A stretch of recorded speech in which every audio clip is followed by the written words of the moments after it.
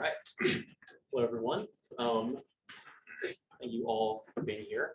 My name is Henry Toal. I am a graduate student at the University of Alaska Anchorage, studying mechanical engineering, as well as a research assistant with the Alaska Center for Energy and Power.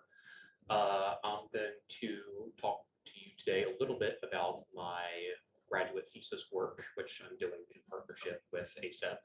On short-term solar photovoltaic forecasting using a distributed sensor network. I'm going to talk to you a little bit about what that means, about ACEP and I's ongoing partnership with Cosbu Electric and our distributed sensor network that we've set up there, and give you a little sneak peek into some preliminary results on our work to develop forecasting models using the data.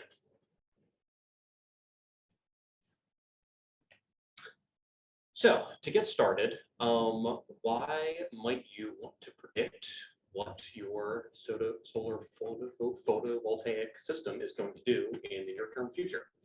So as I'm sure many of you might have noticed, solar PV is becoming increasingly attractive as a renewable energy option, especially in rural Alaska, due to its ever decreasing cost as these systems become cheaper and easier to implement.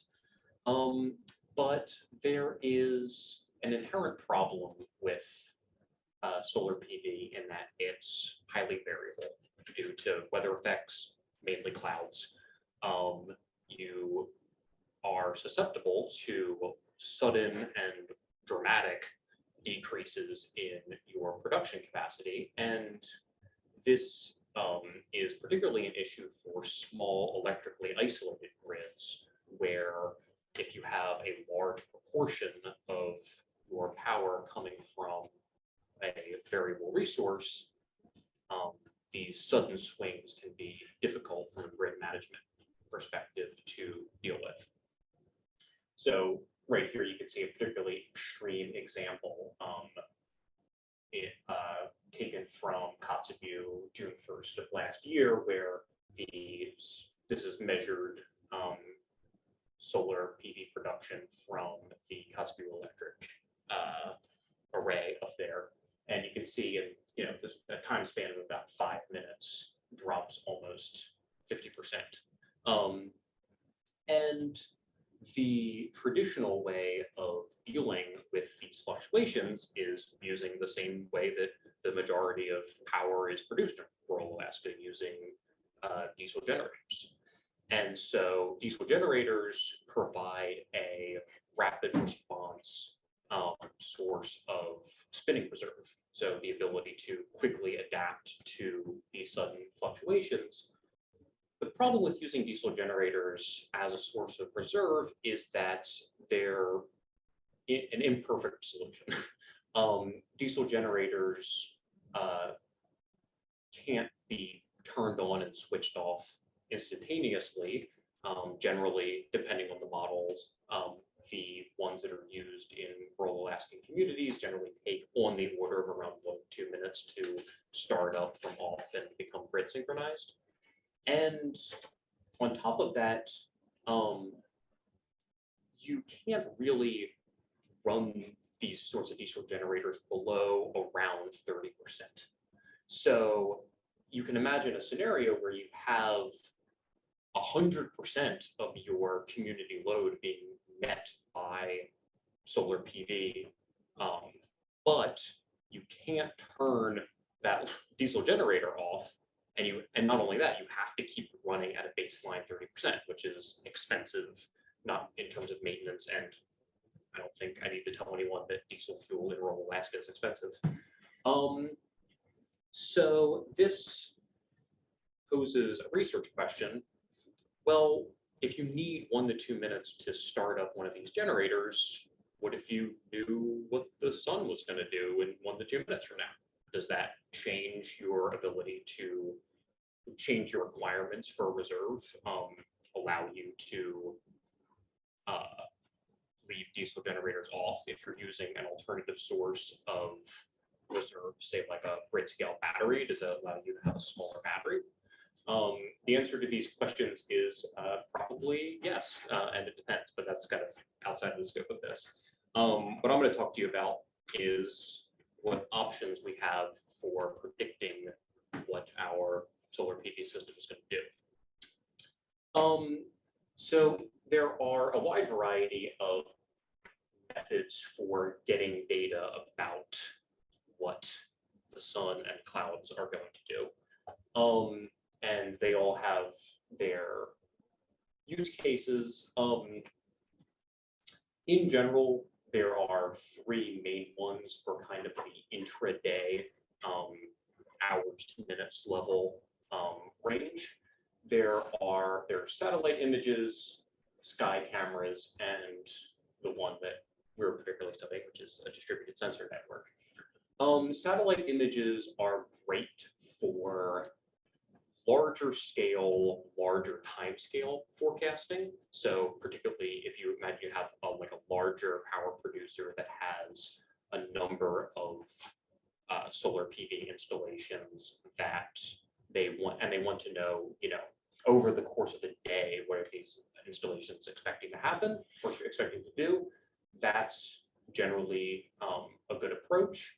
The issue for the 1 to 2 minutes, if you're looking at one array and 1 to 2 minutes ahead, generally speaking, these satellite images don't really have the temporal or spatial resolution for that. And on top of that, their satellite coverage for that sort of high quality data in Alaska is very limited, and requires a lot of data transfer bandwidth that might not be available in a smaller community. Sky cameras are widely used for this kind of minute level, the 5 to 15 minute forecast range. The primary issue for this kind of application is that they're particularly expensive. And at least in the kind of overview that we've done as part of this research, they tend to be expensive upfront and then expensive to maintain, often offered as like hardware as a service kind of thing. And so we kind of wanted to explore a cheaper alternative, and that's where we landed on a distributed sensor network, which is kind of exactly what it sounds like. It's a network of solar irradiance sensors, so they're sensing sunlight distributed around a solar array and feeding data in real time back to a central location for processing. So you imagine as a cloud passes over, these sensors are able to pick up that information and through various models make a prediction about that. I'm not going to really talk too much about model structures. There are a wide variety of different models available. I've just thrown in some examples here to dazzle you with mathematical formulas. The primary categories that we're exploring in this research are various forms of autoregressive models, so ARIMA, I've heard of them, exponential smoothing, and then machine learning, and specifically a long short-term memory neural network. I'll talk a little bit more of that in the future. So we have our data source, it's collecting data. We have various model structures available. How do we determine that the model that we have for taking in this data and producing a forecast, how do we know that that's actually doing what we want it to do? Well, there are some standard statistical metrics for determining the quality of a forecast versus your reference data. But there's one which is particularly important, which is called forecast skill. And so there's another type of model, which is a very simple type of forecasting model called a persistence model. And a persistence model is literally all it is you just take in one data point and you assume that for the forecast, it will be exactly the same. Now that is not really a useful model when you're trying to predict what the sun is going to do, But when you're using these standard statistical metrics, it's surprisingly difficult to beat on a very short-term time scale, which kind of makes sense if you think about it. If you zoom in really close on a set of data, the individual change point to point gets smaller. And so if you're evaluating a model based on these parameters, especially if you don't filter out your nighttime data, then examining, are you actually doing better than just assuming the next data point will be the same as the previous one is particularly useful. And on top of that, we also want to evaluate these models based on a individual event basis, because really what we're after is we're trying to find the points in a data set where you're seeing sudden drops or sudden spikes. And so this is an example, very crudely drawn by me, showing one model here in red, which might match the data very closely for most of the time, but misses these key events, whereas we would prefer to have something that maybe is less closely correlated on the long term, but is able to pick out those sudden changes, because these are the kinds of things that will cause an issue in the power grid. So with that being said, let's talk about some of that ASAP and I have done so far. Actually, the majority of the people that have helped work on this project are in this room. Michael helped me solder a lot of these together, and Michelle walked out in the Kotzebue Tundra in June with me to install these. Which, if you have plans to do that, I would strongly recommend it instead. Anyway, we have deployed a network of 10 sensors around the Kotzebue electric solar array right here. And these sensors are relaying data back to us as we speak. And the sensors themselves, so we were talking about cost. One of the big benefits to this is they are particularly cheap. They're about $450 per sensor, and $150 of that is just the tripod that they sit on. They have a backup. They have a battery lifespan of approximately 2 to 4 years, depending on how much they transmit. But the major limitation in terms of the quality of data that we're getting from them is that they can't transmit all the time. It's very power intensive to transmit, and so they're limited in both they have a delay after they sense that there's been a significant change, and they can't transmit continuously. So part of the challenge has been integrating that data. And so you can see an example here. The dark blue there is the measured solar power output of the solar array. And so you can see some sensor events there. They happen suddenly as a cloud, so this is the back edge of a cloud passing over the sensors. You can see suddenly they experience an increase in the amount of power that they're sensing. And then a few minutes later, as the back edge of the cloud passes over the solar array, that kicks up. And then finally, the sensor out here senses the back edge of that cloud. And so in addition to the solar array power production and the sensors, we're also gathering various meteorological data, wind speed, wind direction, that sort of thing that's we're working on incorporating into the model as well. So I'm going to talk a little bit about the work in the data analysis that we've done so far. This is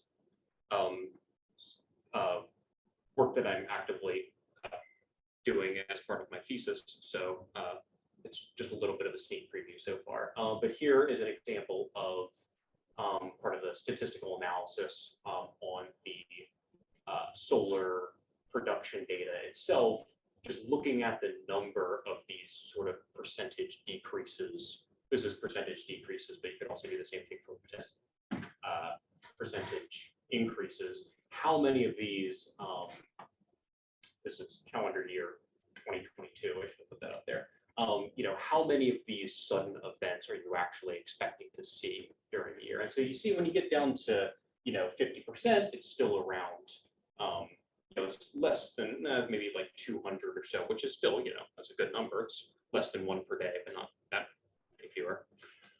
Here's some of the data on the sensors themselves, how many times each of them are transmitting. They don't really transmit during the winter because they're designed to not waste power by keeping when the sunlight is low or when they're covered in snow. Production by hour of day. As you can imagine, they produced more around solar noon, which is around 3 p.m. Kotzebue time. Here's an example of forecast skill. And this is fairly consistent with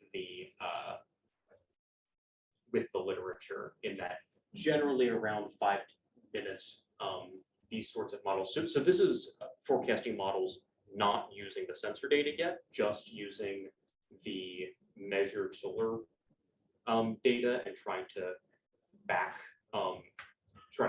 extrapolate information from that. And finally, this is an example of showing a particularly difficult to predict day, showing 3 models without the solar sensor data, just using the production data. And so you can see examples here where, first of all, you've got false ramp events right here. And so it's doing these are doing a relatively good job, except, you see you're missing some here. And so part of what we're doing is working on refining these models and then incorporating the solar data and comparing the two to see how much of an improvement we can actually get. And so, like I said, that's part of what we're doing in the future. And then after this work and after we have a working model, there's room for another, entirely different project expanding on this, looking at if you have a working model, how do you then apply that to grid optimization and using this model to see savings both in emissions and costs. So yeah, sorry, I ran a little bit over time, but that's what I have for you today. Any questions?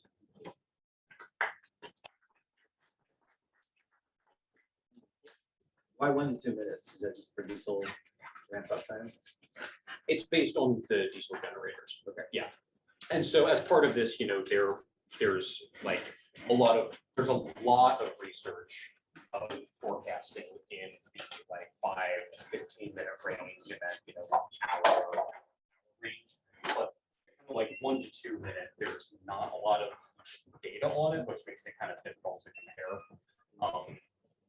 Based on literature, but yeah, that's where the 1 to 2 minutes comes from. Is the generator start time. We have another minute. If somebody's got another question for Henry, I'm just going to bring up the next slide deck. But how long's the project?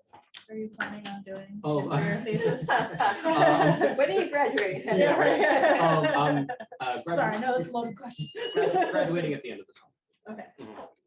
So, And then it's like you'll you have it said. all figured out by then. yeah. One of the main limitations is just the lack of data from Yeah. the sensors. We only have a Yeah. few months, so just as we get more, stuff continues to improve. This ASAP plan might continue. We're staying where We're hoping we can lure Henry away from the lucrative extra outside of academia market to keep working on it. But yeah.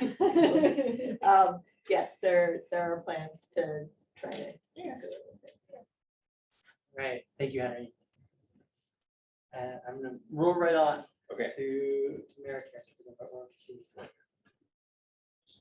It's great hearing about that because we're working on hydrokinetic piece that you kind of mentioned at the end. So thanks for teaming up. I'm Merrick Jackinsky. I'm the Director of Development for Ocean Renewable Power Company here in Alaska. This is a picture of our core technology, the turbine generator unit, and this is what kind of this whole presentation is based around. where we're going with this system here in Alaska and what's happened and what's going to be happening. So looking forward to updating you guys on that. Just slides, but there we go. I put this slide on here because a lot of people think I'm from Seattle for some reason. I'm from Alaska. I was born and raised here. Turned 12, commercial fishing in Kodiak, stacking seine. I have a dual degree in aerospace mechanical engineering. Came back to Alaska because I wanted to work in Alaska. I'm passionate about being in Alaska, so that's part of why I'm here. And partially why I'm with ORPCs because I've been on the water my whole life, and so I'm looking forward to continuing that work here in Alaska. So I'm based in the Anchorage area. If anybody's around, happy to meet up with you or whatever else, but not from Seattle. Or Portland, Maine. Or Portland, Maine. That's right. That's where our headquarters is. So thanks for teeing that up. Here we go. So our headquarters is in Portland, Maine. I'm the employee in Alaska right now. We have one of the other employees kind of transit that comes up here occasionally, especially in the summertime. 41 employees now, I think, is where we're at. Offices in Ireland, Chile, Canada, of course, in the US as well. I've had outreach from quite a few different countries, and so we're kind of expanding right now. But our core technology is what's seen here. These are pictures taken in Alaska. This is our RivGen system, which is in ecological, and I'll touch on that a little bit later. But it is based off the flow of moving water. So it's not waves, it's not tidal height difference, it's actually the flowing water going past it. This system is designed to work in a river environment. ORPC has a suite of devices that we're working on, all with the same core technology, except for the last one here, which I'll touch on. But the RivGen, the modular RivGen, the TiGen system all use the same basic turbine generator unit chassis. So that is a single turbine, a dual turbine, or a 4 turbine array that goes together. It goes back into a common generator platform. We try to use similar parts, similar manufacturers, so it's very easy to replicate and get out in the market. That's where we kind of see ourselves. Where we're at right now in terms of which kind of market our system works in is in rural communities. So we're in the kilowatt range, local village scale, something smaller than that. We're not really on the megawatt scale with these systems yet. The Optimore system is coming up and coming. It's being developed through a grant with the European Union. And that system will be a 1 to 2 megawatt scale type system, which would be more of like a large grid penetration type device, which is going through development right now, so it's not out yet. Where we have active projects going on, of course, we have Alaska. There's a few projects going on here. I haven't mentioned anything with Cook Inlet on Alaska yet because we don't have devices sourced, but we're working on that at this point in time. But we do have another device going into Adiaga, Alaska this summer. So we'll have 2 systems out there. We have a device that we recently deployed in Canada in January. A dual turbine array that we installed with our modular RivGen in Maine, in Millinocket. We have a device that's currently being shipped down to Chile for installation there for a local community. And then we're also starting up testing of our single turbine system, which is going to be in Maine. That system is ideally going to come to Alaska here at the end of the year, going for a tidal environment testing situation. And then, of course, our Optimore machine doesn't look like that. That's kind of a cool picture.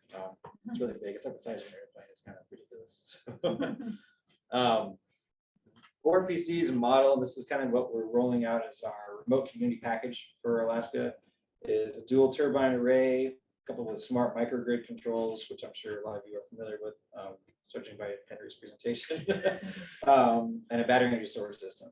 Part of that is set up to kind of help ride out some of these dips and dives that come up, like you're talking about their solar presentation as well, but also to set up for future advancements where they can bring on wind and solar into that system. Stuff that we use in the river environment is pretty stable. The flow is pretty constant, consistent throughout the year. It does vary on a day-to-day basis or a seasonal basis, depending on rain load or heat or whatever else is going on that year. Last year we had a banner year with rain, so the rivers were high, flows were incredible. There's a lot of debris, of course, as well that we had to deal with, so it's very interesting learning season for us. But the idea is that it would kind of like more of a base load type technology than like a wind or solar would be. However, in doing these projects, we're teeing up quite a bit of ability to expand the grid. A lot of communities, I think most, maybe I shouldn't assume that, but in Alaska, I think the average person in a community, a village community, is about 1/3 of the electric of a rail belt user in Alaska as compared to the lower 48. So being able to bring up and actually grow these electrical grids in these areas allows people to have a little bit more economic freedoms in what they're doing. What we've found is that with the RivGen system that we have installed here in Alaska, we're actually competitive with diesel pricing. So if you look at kind of where diesel is at, either at the $7 a gallon or the $3 a gallon, we actually play fairly nicely in between those 2 curves. So right now we're looking at somewhere around 45 cents a kilowatt hour for our electricity. And here's Bill, actually. There you go. He's from Big But a lot of things are affecting diesel prices right now. I think everybody knows this war in Ukraine, which is driving diesel prices up. There's been plants shut down in Houston that is increasing diesel prices, and that's just going to continue going forward. The kind of thing that we see is that there's a airplane that was built in World War II that's being flown by a gentleman who's, in his 70s, that there's only one of those planes left in Alaska that's landing on the gravel runway type of thing, bringing this diesel out to some of these communities, or they're dependent on what the river conditions are that you're to get diesel. So being able to bring some of these things online is what we're looking for here. So this is our project in Iyagig. The picture in the bottom corner is the 2-device array. The first device was actually taken out and brought back and is being rebuilt in Anchorage now. It's part of a DOE contract. The device on the surface there is actually in the water right now. So this is kind of as it's set up for the time being. So we do have some upcoming work. We'll be back out there in May to get the system cleaned up, ready for springtime, and kind of get into that more of the fish monitoring phase where we're at there. Our modular rib gen system, they're just in the water. I kind of like this bottom picture because it shows how big it is compared to some people there. So it's about the size of a Connex, about a 20-foot Connex, if I don't think of it that way. The system is actually designed to stack with other things, more of a city infrastructure type application where it can be drug into place, skidded into place, dropped into existing bridge structures, things like that. Definitely goes on a little bit lower profile of water than our other system does. This is going through its first testing phases. This system, when it goes commercial, will be initially installed in the Mississippi River. We have a couple of projects that are developing over there. So there's a lot of development in that area. So we'll talk a little about the Iyagig project. Of course, because we're in the Bristol Bay Area, so I want to highlight this because it's definitely ORPC's banner project right now. So of course, in Iyagig, there's how the river comes out of Iliamna, goes around the first island, and actually creates quite a deep channel. And that's where the RivGen project site sits. So we actually build the system on the beach, do it all remotely, skid it into place using tractors and excavators and whatever else is available on site, and it barge the system down. And we do all that with the help of the local village. So we only have a minimal crew out there. I think the first time we did this, we had a pretty big crew on site. The second time we had 3 guys. Third time we had 2 guys. So we've been kind of ramping down and helping the Iyagig build up some of their capacity. And so when the system ships out, it's actually pretty small. It's on two flatbed trailers, what it comes in on. So anybody that has barge service could necessarily get one of these systems fairly simply. And then we, of course, try to just rely on some of those local contractors as we're going. I'm trying to hit 15 minutes, so I'm going a little fast for questions. This is kind of an example of how it goes together. So, we use what we have. We have an excavator, which isn't necessarily made for this stuff, but it works in that case instead of a village. We're using a retrofitted Bristol Bay fishing boat to actually push the system into place to keep it where it's at. It's also their barge for the village as well. So use what we have in the environment that we have it at to make it more reliable for the village communities. In Canada, we actually deployed the system with 2 small 300 horse boats, which was kind of surprising that they could push it, but it worked out fairly well. Don't have pictures of that in this presentation, but should probably add those in here. So the system in the river is designed to operate year-round, so it operates through the wintertime. We have we've had some troubles with ice initially, breaking things that have eaten it up and things like that. I think we've gotten to a fairly good spot with that. It's definitely had a little bit more of a survival rate later. The water that we're targeting is down to 10 meters, so fairly deep rivers. So we're looking at the bigger rivers like the Kvichak, of course, but then there's also the Kuskokwim, the Yukon, and some other areas like that. So that's where we're mostly targeting. And then what we're embarking on currently and have been for a while is kind of this environmental monitoring piece, because this is in a major salmon stream in Alaska. So what does it do to the salmon? What does it do to the salmon smolt? We've noticed that the adult salmon don't seem to interact with the device. They may use it as some sort of a like a break in the river, but for the most part, salmon actually go off to the side, go up the side of the river rather than through the power channel. The part that we have the most concern of right now is with salmon smolt when they come down the river and where they're at in the water column. So we're working to get some things set up to make like a probability and encounter model to how the salmon smolt actually come down and interface with the turbine. We haven't seen any fatalities to the salmon to date, So we've been pretty successful in that. We have a report that was published by UAF. I think Andy Sites published that recently, so that's probably online. It's also part of our FERC docket for the sites. If anyone wants to look at that, it should be publicly available. But this year, we're actually going to be introducing some more interesting technology for this small monitoring efforts. So, and then quickly, I'll touch on tidal and just kind of tee up what else is happening in Alaska. So, Cook Inlet, of course, is one of the bigger tidal flows in the world. I think it's the second largest in the United States. So we're working on a project. We have a FERC permit off of Nikiski's East Foreland in Alaska.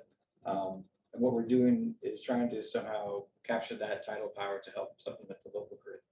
And it's interesting that when the NREL did some modeling here, Cook Inlet has about 18 gigawatts of power inside of it.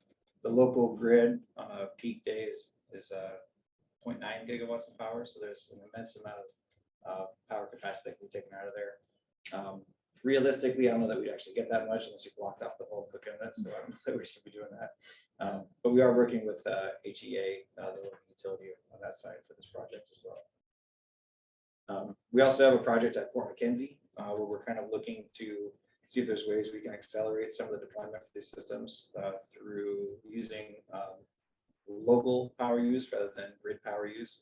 The Port McKenzie project is focused on what we call electrofuel, so it's using the electricity from the generator to actually make some kind of a byproduct rather than direct grid connection. And that's mostly due to regulatory reasons why we're looking at this project. So in this case, we're looking at hydrogen. Hydrogen is kind of a big topic in a lot of the energy world buzz right now. And so we're seeing that this tidal cycle seems to work well with certain electrolyzers to make hydrogen. And so that's part of phase 1 DOE grant. We have a phase 2 application for that coming up pretty soon.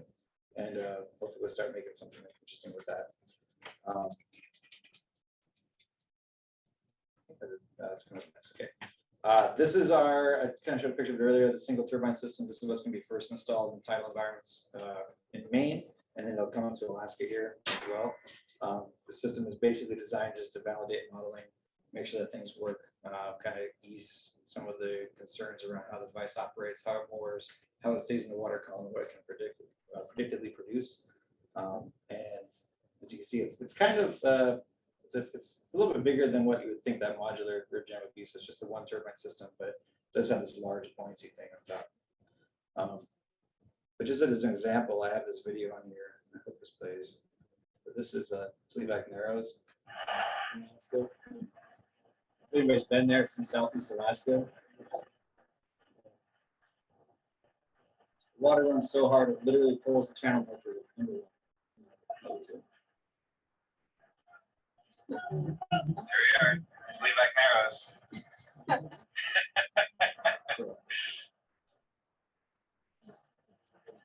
It's just the tide. Kvichak Narrows has communities around it. We were talking with Waterfall Resort. They're more of a private industry, but there is good folks in that area.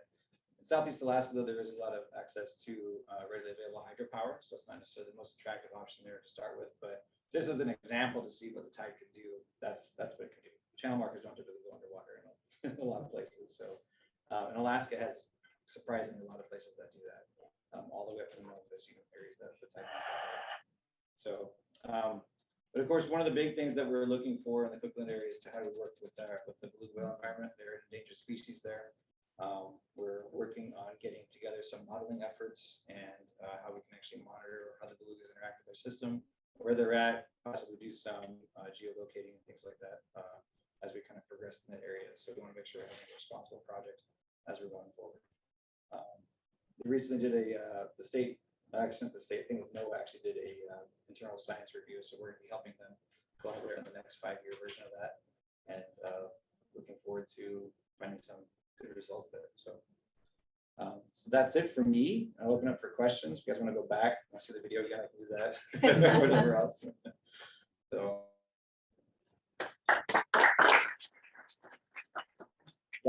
Yeah, this is impressive. Thank you.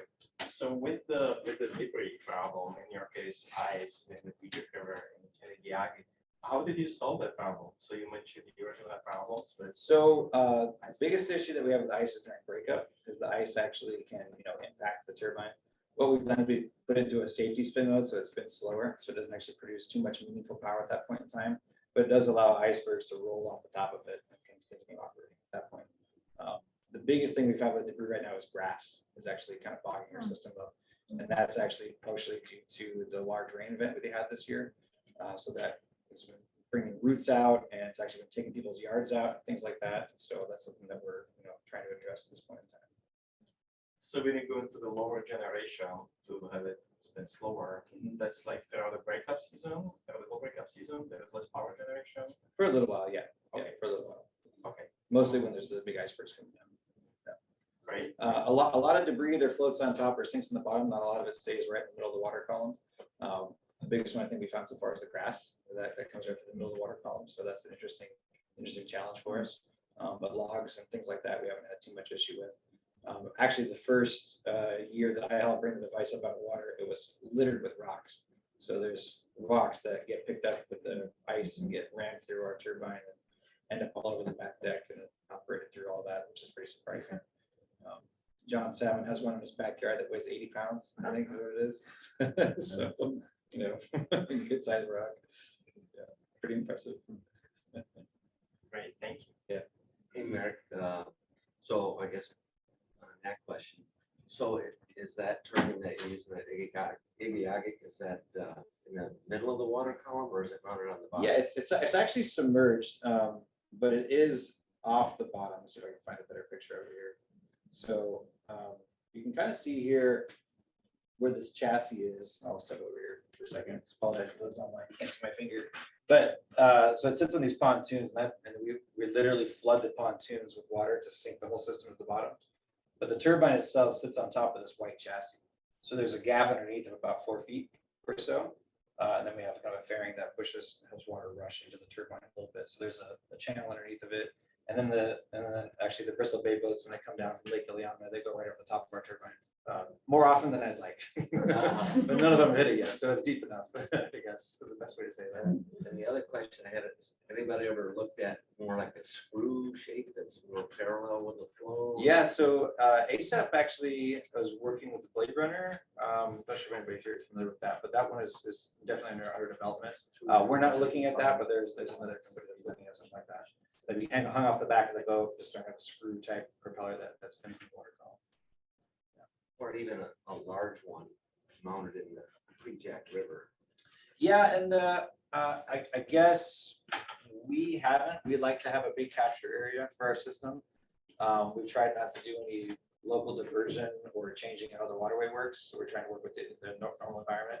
There is a few companies that work with the technology like that. I'm blanking on the names off the top of my head right now, but basically they have a Connex type system that has these impellers inside of it. And they either dig a channel or dig a diversion, so the water can run straight through that, so they get more heads off of what the river can produce that way. That's, I wonder if they were less efficient to have a screw shaped.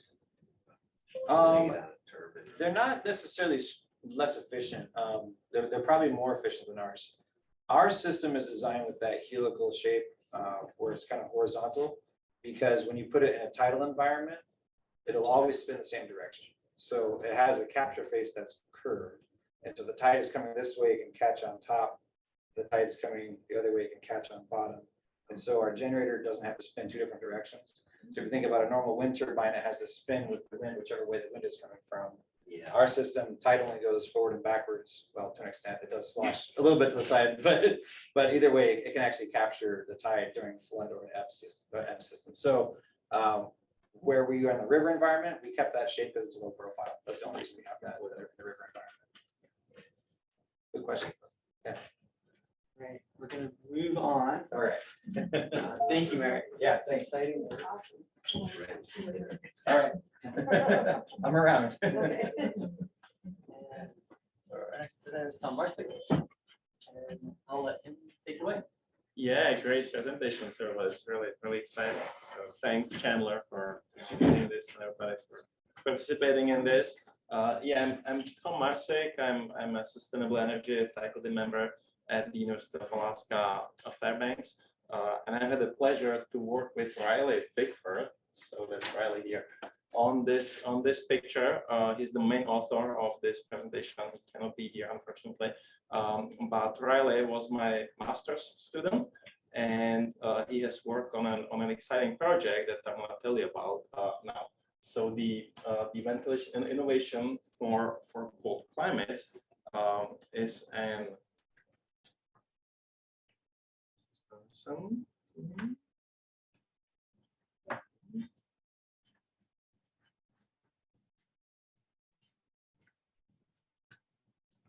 Try to click the arrow on the screen to make it work for me. Okay. Yeah. Thank you. Thank you.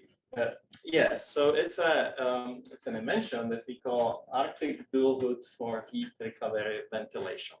And in a little while, I'll explain what it is and why that is. I just want to acknowledge the support from the Office of Naval Research, and also mention it's a partnership project between the UF Alaska Center for Energy and Power and the Toal Climate Housing Research Center as far as the research aspects go.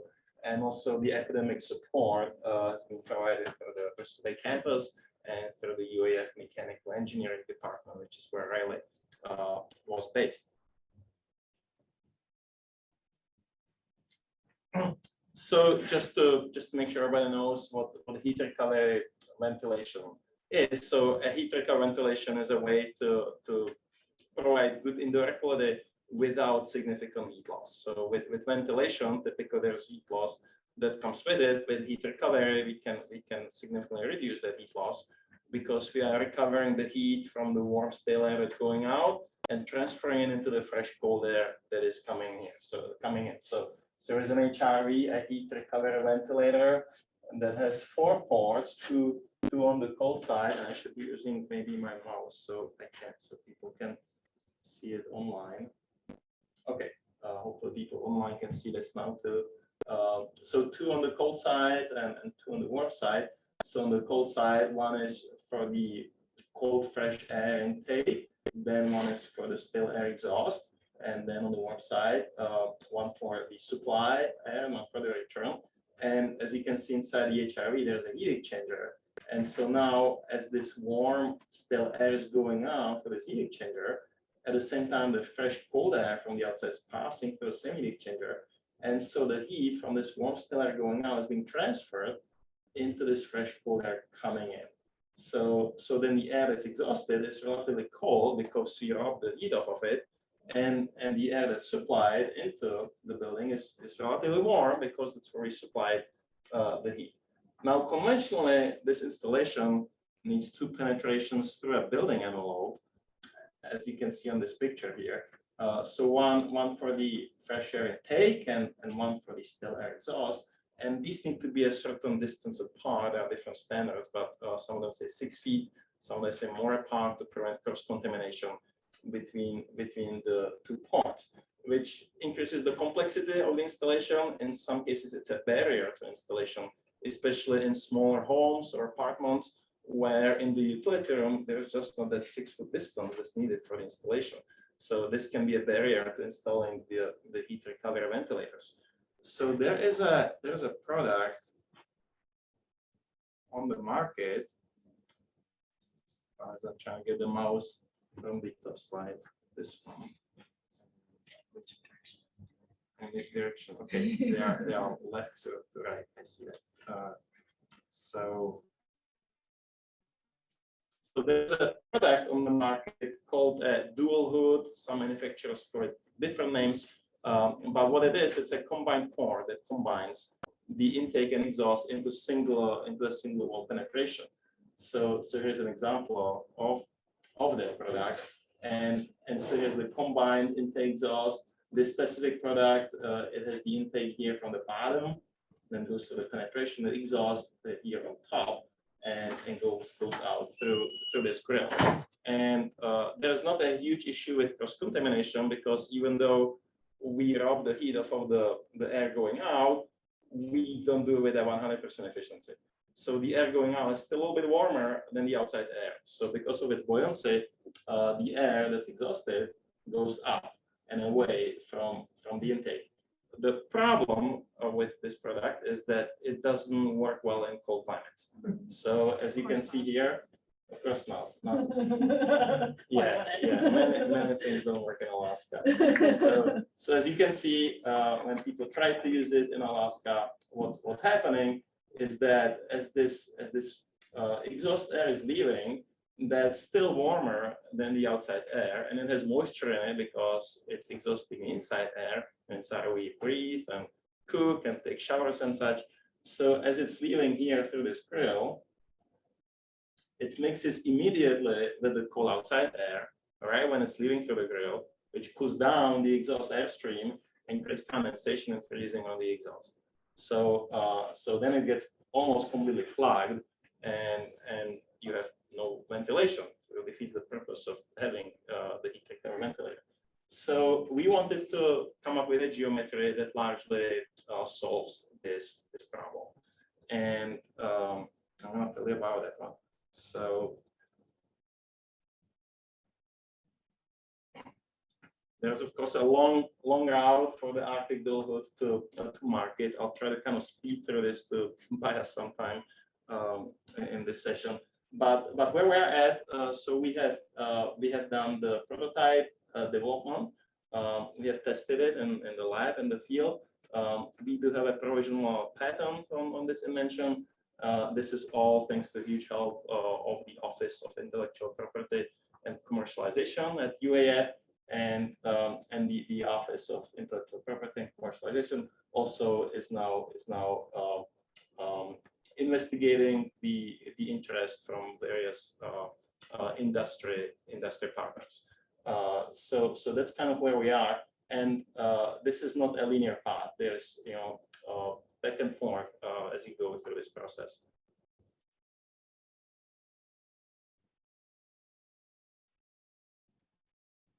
So what have we done so far?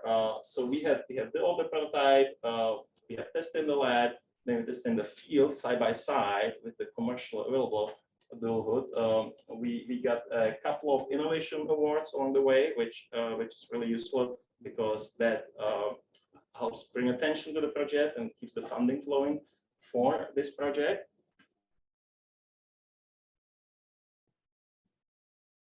And I want to tell you more about the side-by-side testing now and show you the picture of the geometry that we came up with. So this is the standard bill available on the market. I should use the mouse again so people online can see that in the right column. And in the left column, that's the geometry that we came up with. Just to give you kind of an idea what the logic behind it is. So here, kind of the obvious problem that this is freezing up is that it doesn't have an actual hood. So the exhaust on this product that's available on the market, I lost my mouse again, doesn't have an actual hood on the exhaust. The just conventional ventilation that has two penetrations to the wall, it has hoods also. They do ice up to some extent, but not completely, because the hood caps the relatively warm air that's going out. Because of its buoyancy, it's filling up the hood. And then when it's leaving the hood, that's only when it's mixing with the cold air. The condensation happens in there, but it's happening in the open air, and it carries the ice crystals away, as opposed to them sticking on the grill, like you can see here.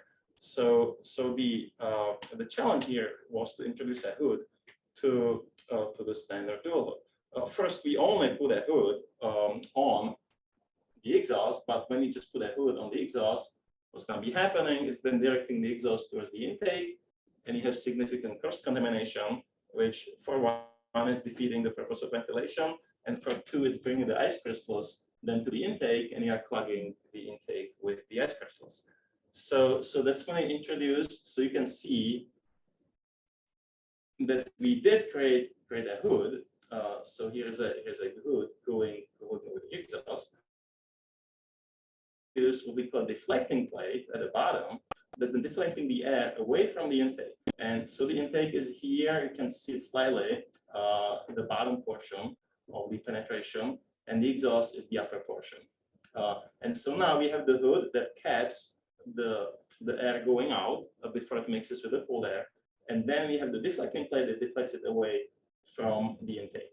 And in the side-by-side test that was installed in the same household, we purchased 2 identical HRVs, so exposed to the same conditions, humidified to kind of make the to accelerate the test. And so in the same test, as you can see, the standard hood gets almost clogged. So the flow was reduced significantly. In this one, the HRV was not able to push the set flow through that. While with the design that we had, it kept a significant opening, and the HR was able to maintain the flow. It is iced up, and a conventional hood gets iced up too. The good, and it's partly because this is plastic and it's exposed to the outside air, it's cold. So just on the plastic itself, there's condensation happening, just like it is in a normal hood. The good thing is, as you are building up more and more ice, you are creating more and more insulation on that plastic. So while you are more and more insulating it, you have less and less condensation. So it is iced up, but it is leaving a significant opening, as you can see, for the ventilation. So that's where we are at,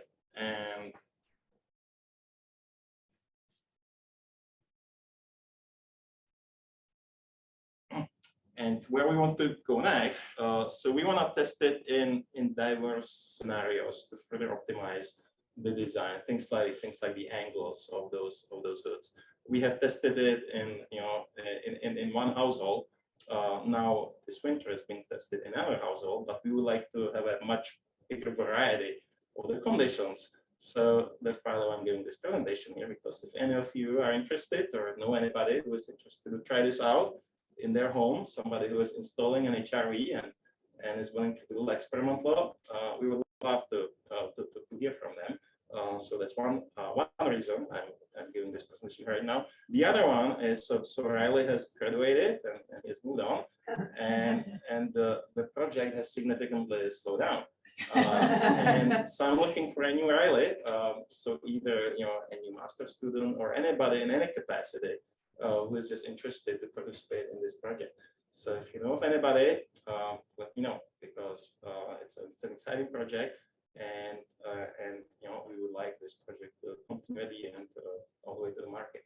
So there are several ideas for future things we can do, but I don't have to dive too much into details. Again, the big message is, if anyone is interested to participate, let me know.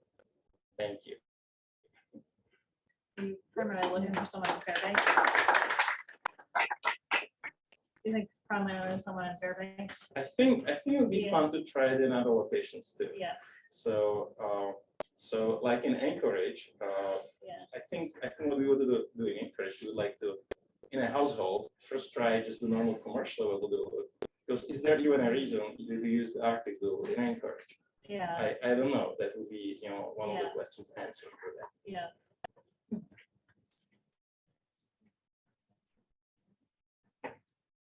Is there any way to dehumidify the air before it even goes out? It's already dehumidified quite a bit, because as it's going through the heat exchanger of the HRV, it's been cooled down in the heat exchanger of the HRV, and there's significant condensation happening there. That's why the HRV itself is a drain. So there's quite a lot of moisture removed from that already, but because it's cooled down, that cold air doesn't have much capacity to hold moisture. So even though the moisture that's left is significantly less, it's pretty much at the saturation point. And that's where the problem is, because it's pretty much at the saturation point. And then when it's cooled down just a little bit as it's leaving to the outside, so the little bit of cool down brings it below the dew point and creates the condensation. So I don't It's gonna build up. Yeah, I don't see a practical way to remove even more moisture. There's a little trick that we can use, and we might eventually. Now we are just stress testing it, but one little trick is to put in the exhaust duct that's not as insulated, because then what's going to happen is that leaving from the HRV, it's at a saturation point, but then leaving through the duct, that is not as insulated, it's gonna warm up a little bit. The moisture content is gonna stay the same, but it's gonna bring it above the dew point. And then it gives us a little bit more buffer. It needs more of a cool down to start condensing. So once we are not stress testing it, once we want to test it in more realistic situation where we want it to perform well, that's one of the guidance we might be giving, to have the exhaust duct be less insulated. Like you are using R8 ducts, which is pretty unusual. Normally people use R4 insulated ducts. So our guideline might be to use actually R4 insulated duct for exhaust, as opposed to going crazy with the R8.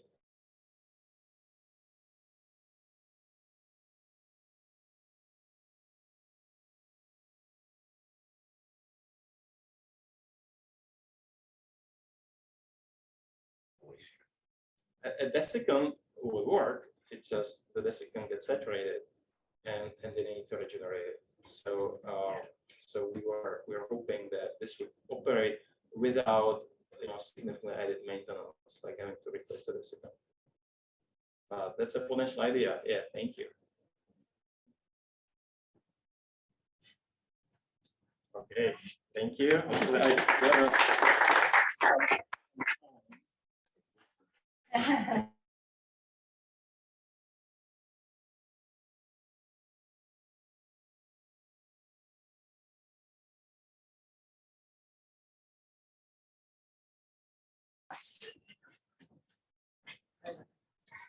I do think so. We have more time for you. Thank you. Have you talked to like home Oh, builders yeah, the associations, web- stuff like yes. that? They present like the home builders association to see if they can introduce this part like some of the home standards. Not this specific one. I talked with them on other topics about the small business one. So that is- If you want to just repeat the question. I'm just curious, yeah. For ACAT too. All right. Alaska Center for Applied Technology. Yeah. Oh, They're based out of Matsu and they're all about like net zero. All right. We're gonna Yeah. kick off our next presentation with Michelle Wilber. All right. Take it away. Hi. Stand up if you've ever been in an electric car before. Okay, stand Oh, that's it. Stand up if you've never been in an electric car before. Everybody needs to stretch. Okay, good. Now stand up if you own an electric car. So that's a very significant part of it. I used to know. Oh, yeah, there you go. Perfect. All right, so my name is Michelle Wilber. I originally got into science back in the day because I thought getting into engineering was if you wanted to use math for fun and profit instead of just for fun. But then I realized you could use engineering for fun and, beneficial, making the world a better place. And that was more interesting to me, but only if you stay in academia. Just kidding. That's not true. So I joined ASAP about 4 years ago after going back to grad school at UAA in the solar program. But it's about the same time that brave Alaskans started to buy electric vehicles, even though warranties and stuff didn't necessarily cover them, and there was nobody that would work on them. Well, people weren't as brave to do it there, but but people started to buy them in like Fairbanks and crazy stuff like that. But then a lot of people were asking us, are they working? If I buy an electric vehicle and I live in rural Alaska or interior Alaska, is it actually going to work? And so we started to look into this question, but meanwhile, more and more people were buying them, and most of the time they were working fine. We were funded a year ago by the National Science Foundation for a planning grant to look at all sorts of facets of the fairly inevitable at this point transition to electric transportation, at least ground-based transportation, specifically in rural Alaska. So how are they going to interact with the way people use vehicles there, which may be different from the way people are using vehicles in Los Angeles or New York or Iowa or whatever. How do they interact with the colder weather temperatures over longer periods of time than in many other parts of the world? And how are they going to interact with these isolated microgrids, small grids that aren't connected to a larger grid that in many cases are based on diesel? And so are you going from burning fuel in a car to burning fuel in a diesel generator and then transmitting it to the car? And is that more efficient? Even so. So I am now an engineer for fun and good. And we are also working with a team of researchers. My most immediate partner that's been traveling to communities with me, Jen Schmidt, is a social science researcher. So a lot of this work is based on her genius. We have a couple of goals. We're interested in this planning grant, which is to plan for a larger research project in coordination with the communities we're working with in all of Alaska, which we have submitted for, and I'll talk a little bit more about that. But we want to identify perceived barriers to adoption. They may be real, they may not be real, worth looking into, but what are people worried about? Mechanisms for facilitating adoption, meaning how can we make things work better or alleviate fears if they're somewhat groundless or whatever that is, and look at the perceived usefulness and potential uses or sort of best case uses for electric vehicles, and look at the trade-offs between conventional and electric vehicles, especially in interesting use cases like subsistence uses and things that just don't exist in California in the same way.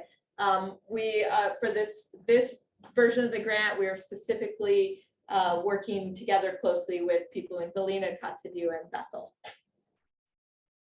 I am going to try to blow through this because if something's not interesting to you, then we never have to touch it again. If it is interesting, you can come back and ask questions about it. Most of this part of the research has been done with community workshops and meetings with stakeholders.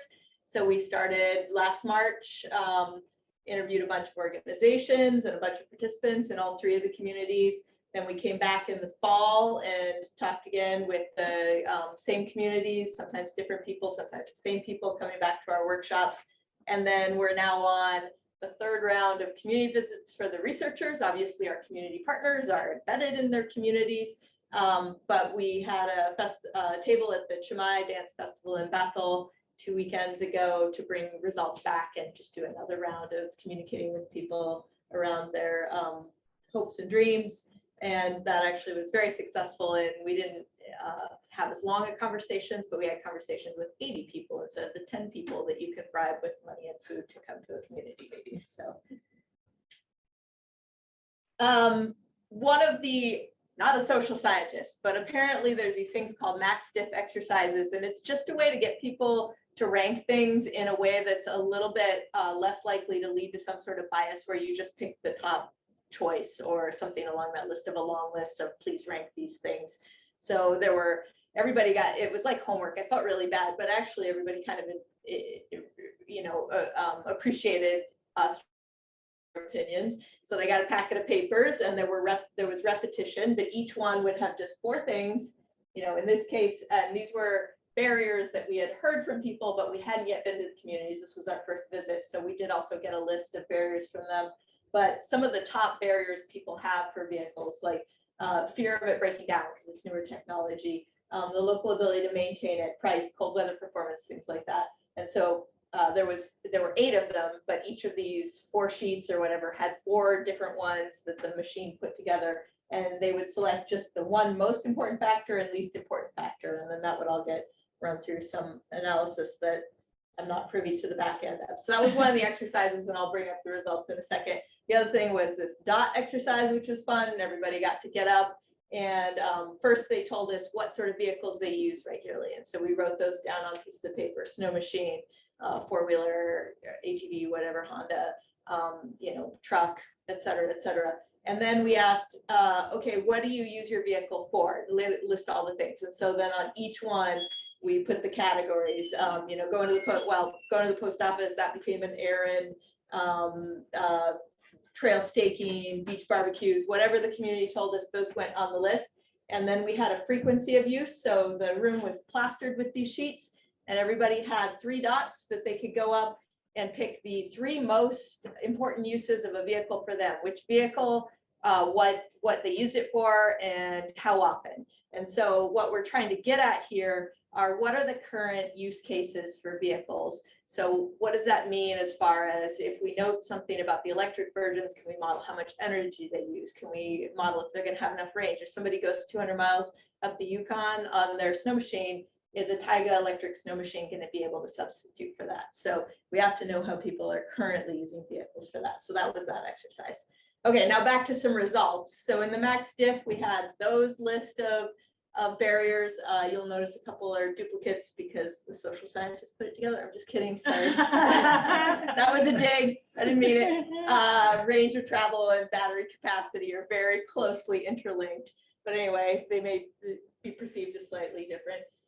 And then there were a number of barriers that people in the communities brought up, some of which are kind of interrelated, but some of which were definitely interesting new things to think about. So then when the responses all got tabulated, in this case, putting everybody, we also did a short informational what we know about electric vehicles and how they're performing based on the ones that exist in Fairbanks and the data in the literature and stuff. So we did that in between 2 runs of this. So the people had to do the homework twice. Felt really bad for them, but they actually seemed to enjoy it. So I guess whatever, school was far enough behind, they were through the trauma. So before and after, some things went way down in importance of being a barrier. So cold weather performance, that was something we actually had a lot of information on, was how vehicles were performing in Fairbanks.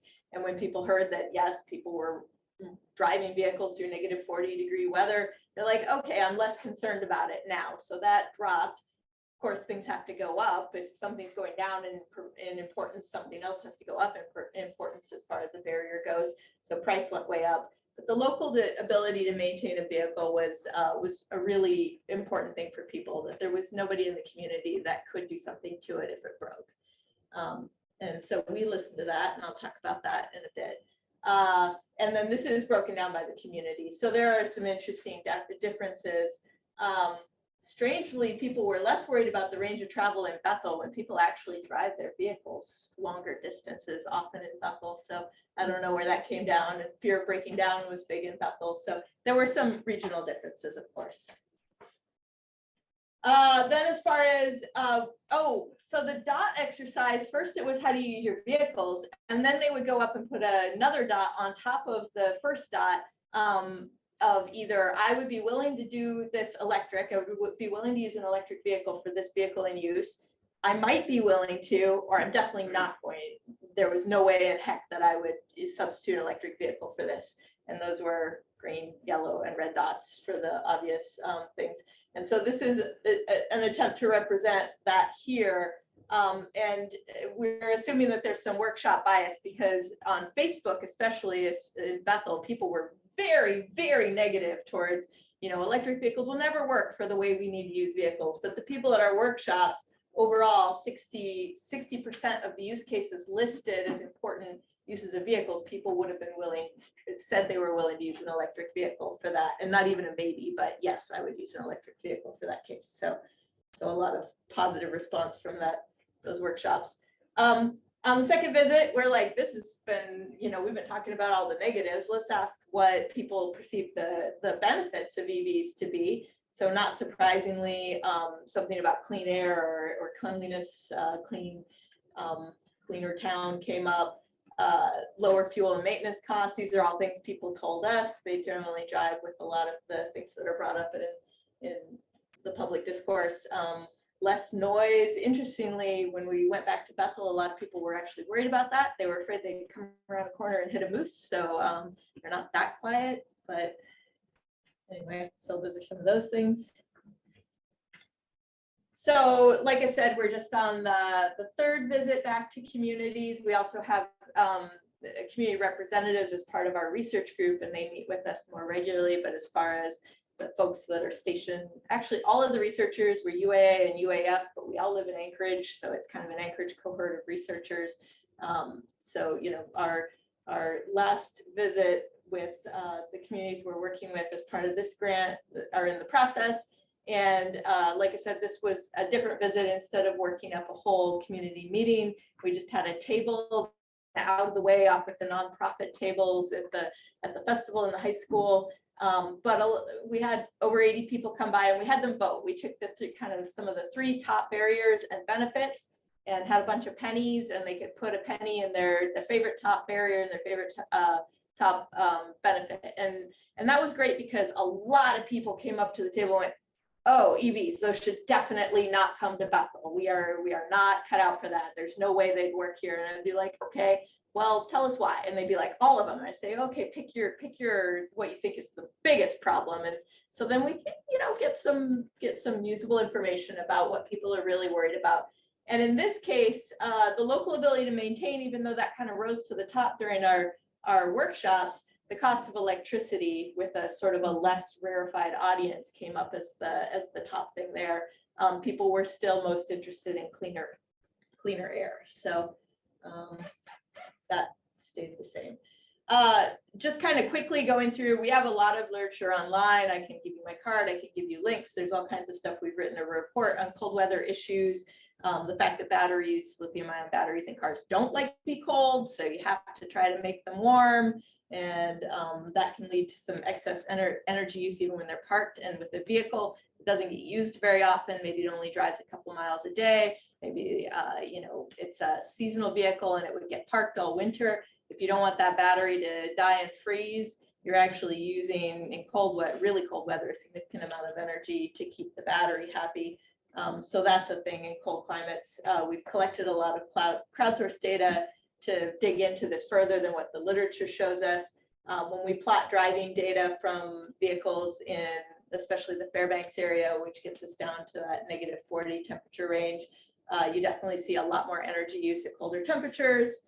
These are all cars, you'll notice. We have one piece of data, well, not here, but anyway, more cars. That's pretty much the same as the other one. So I'm just moving on.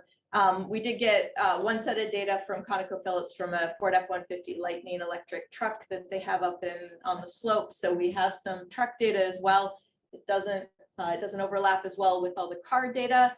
Most of that slope is from heating the passenger compartment. There's a little bit for heating the battery, some other auxiliary stuff, all the other things that happen in winter, like slicker roads and knobbier tires. But a large part of that excess energy use is you don't any longer have waste heat from the engine to heat the cabin. So you have to use electrical energy to do that. We've put all of this together, including that truck data that I don't have plotted for you, into an online calculator that you can get to, the URL that is on one of the slides, but I'm happy to give to you if you want to try to use it. It's not easy to search for it right now. But you put in some basic information, including the community you're in and how you use your vehicle, and you can put in more detailed information, and it'll pop out an answer about how much energy you might use per month, what the difference in cost between your gas and your electric vehicle might be, and what the difference in climate emissions from the power plant for your electric vehicle or the tailpipe for your gas vehicle might be. However, this is based on reasonably limited data for a reasonably limited number of vehicles. Some examples for Bethel show that for an errand truck that's only driven 8 miles a day, it might be pretty break even. For a taxi that gets driven all day long, the more it's used, the less that standing energy is to keep the battery warm matters. You might have big savings, but in that case, you're going to need fast charging because in the winter, you're not going to have enough range to do your daily driving. So there's some issues that can be overcome. Like I said, that parked energy use is big, so we're trying to collect more of that. So one of the things is having people use this calculator, especially ones that have switched to EVs, and telling us where it seems to work well and where it doesn't, and people who have EVs helping us get more data so that we can verify that. Right now, it's based on a very limited number of vehicles, and we're continuing to work with communities. We submitted for a 5-year grant. We're hopeful, but these things may not go their way. Yeah, exactly, go their way. And if that happens, we'll continue to do more of the research with the communities, looking at grid impacts, looking at energy use, getting an electric 4-wheeler and a snow machine to communities so that we can get the data from that and they can try them out. Thank you.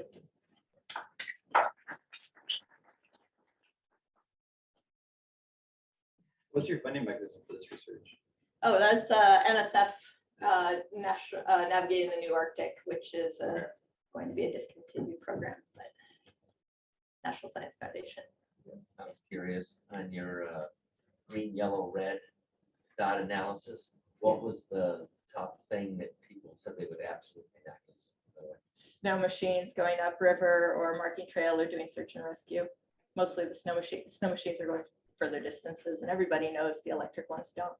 They seem to have a good handle on how far the electric ones go, and it's not far enough. Oh, so are those Tiegas readily available? how much are they? They're like 18K, give or take.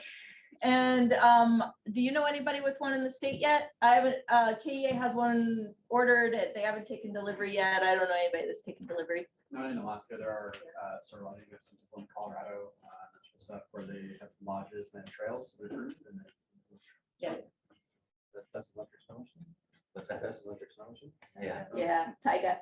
We're trying to get one for the Arctic Winter Games next year. Yeah, my question is kind of comes from the environmental barrier of the machine itself, Yeah. such as the need to mine for the lithium in the ion battery. How could that be addressed? That's a really good question. I think there, I'm mostly looking at the energy use side of things. It's certainly an issue. All of our manufacturing requires things where we're mined from the ground somewhere.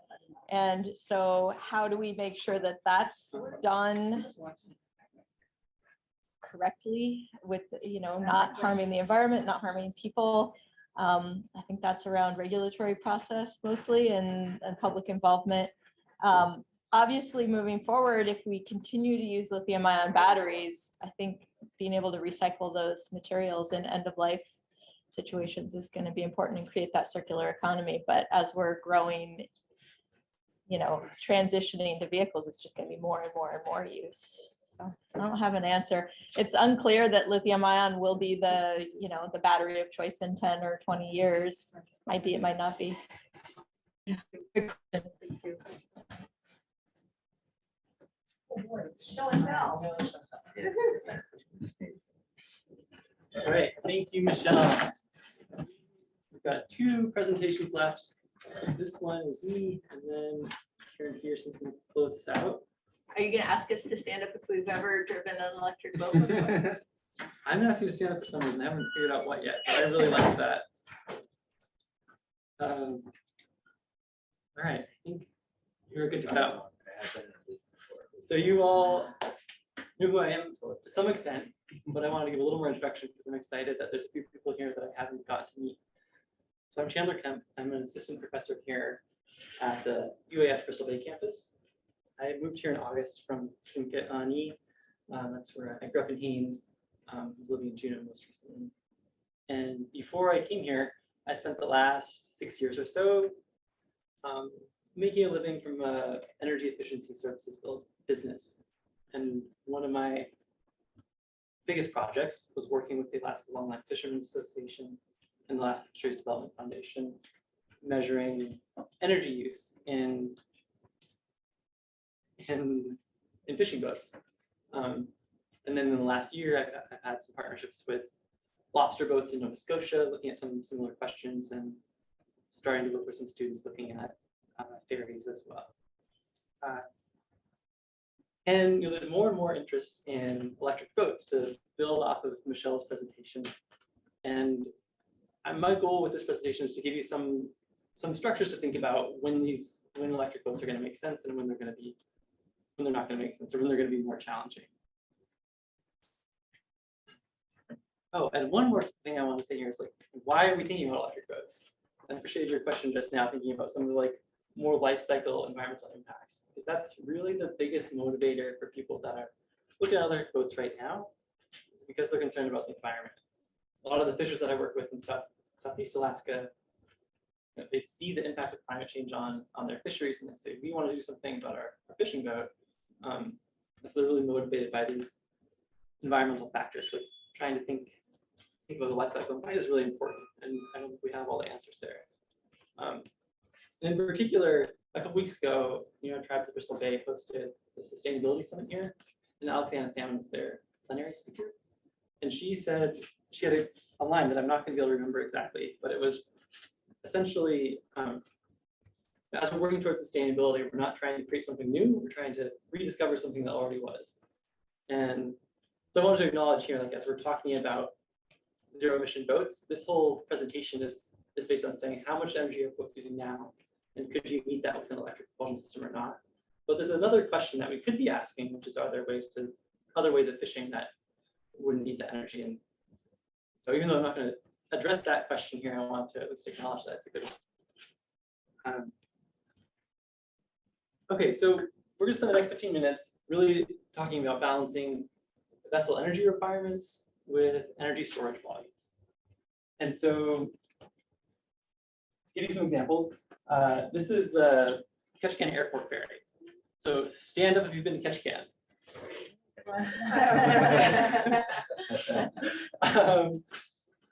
So in Kvichak, the airport is on a different island than the city is on.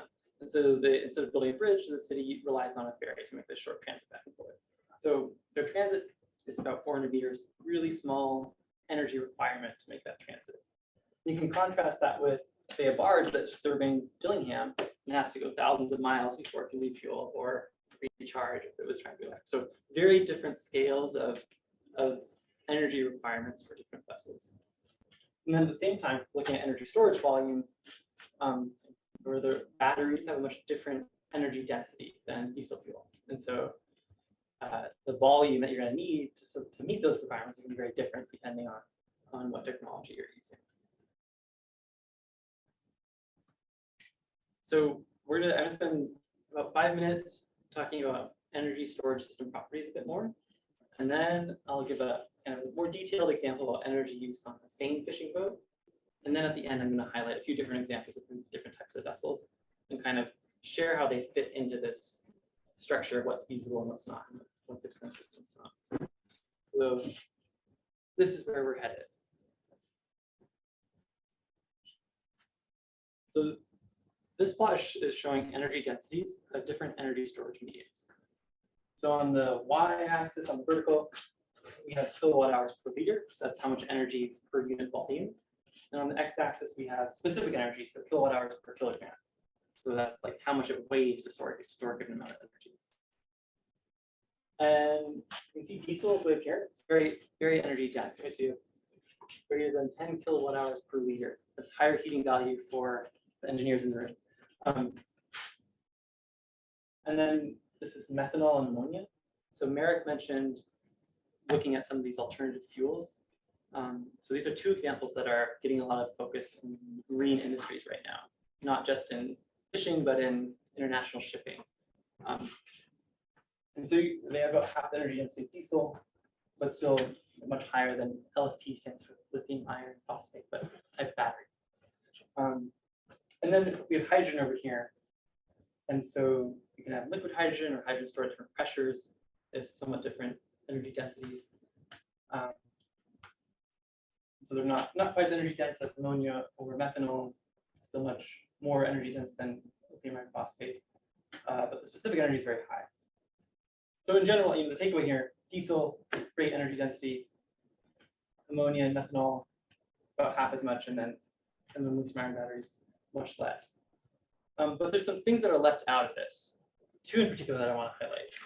The first is the efficiency of the energy system, right? So if you're burning diesel in a combustion engine and using it to drive your propeller, something like 30% of that energy is actually getting to the propeller. Most of it's going to be heat. Whereas if you have a battery, something like 90% of the energy in the battery is going to get to the propeller through an electric motor. So that means it's not as bad as it first looks. And then another thing is this doesn't account for the mass or volume of the fuel tanks. So in diesel, it hardly matters, right? The fuel tank is thin and it doesn't weigh that much.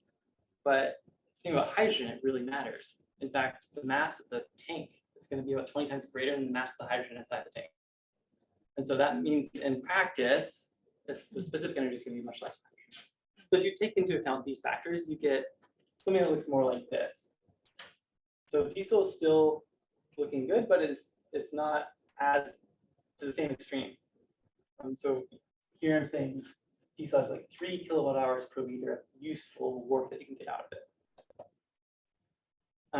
So these graphs can be confusing. So that's what I have the visual aids for. Yeah. So if you have this much diesel fuel, I said that ammonia is going to be has half the energy density. So you need twice the volume to end up with the same amount of energy.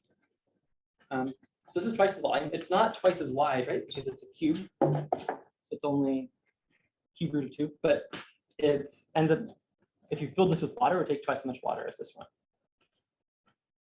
And then hydrogen is next, right? So it was like 4 times more volume than you would need for diesel. Should I got the labels in the right direction? Right, so if this was your fuel tank diesel and then you switch to hydrogen, you might be looking at a fuel tank this big instead. And then finally, you got a lithium iron phosphate battery. Hold this, there we go. Something like this. So you're going to need a lot more volume for energy storage if you're trying to use a battery. And this is the key factor that's going to tell you like whether it's feasible to have an electric boat or not. Before I move on, there's one more thing to say, which is, all 3 of these could be powering an electric boat. Even the diesel could be. Like you can be powering a genset with your diesel fuel. With ammonia or hydrogen, you could be powering a fuel cell and using that to produce electricity. And then the battery, of course, is going to be producing for.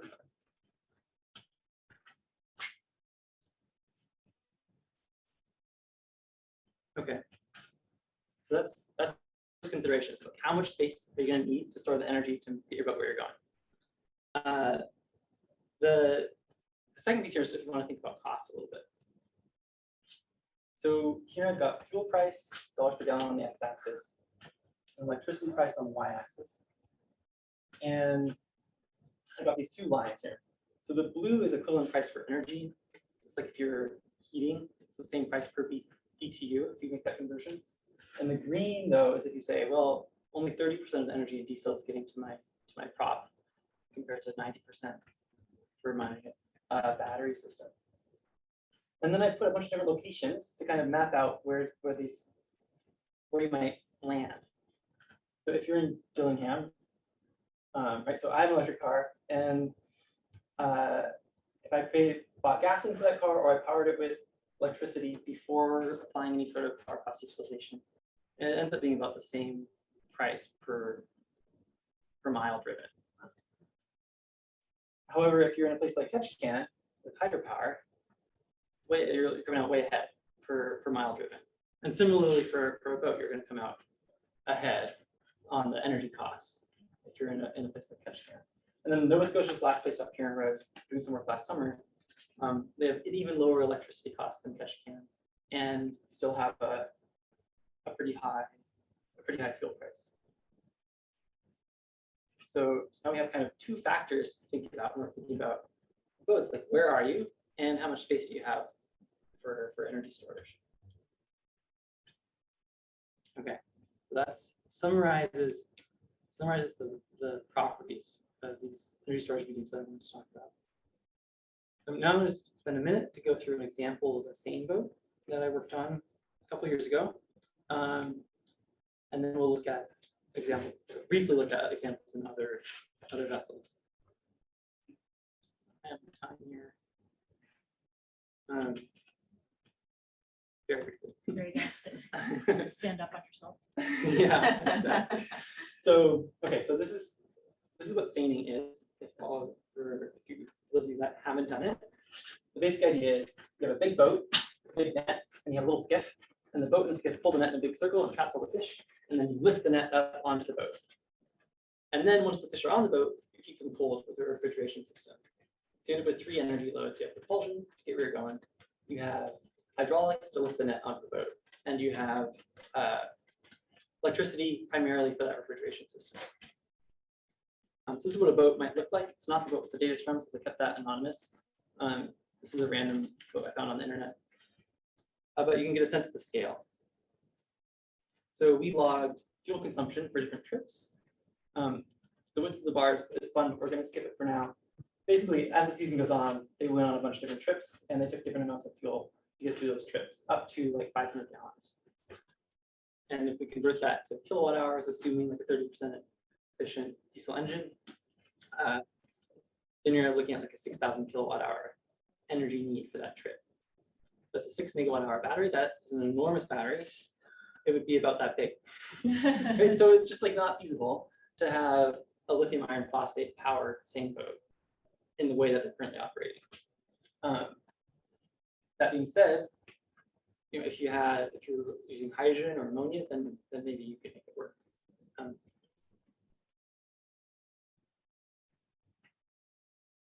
So that was beginning to say a little bit. And so now we're going to look at some other examples in the next 2 minutes to highlight you know, where electric boats can make sense and where it can be more challenging.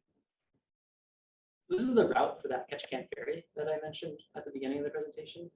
So it's really 400 meters from the town across to where the airport is. So that the energy use for that, I actually unfortunately don't have data for that one yet, but it's clearly going to be a really small load, and it can, you know, principally could recharge on each side.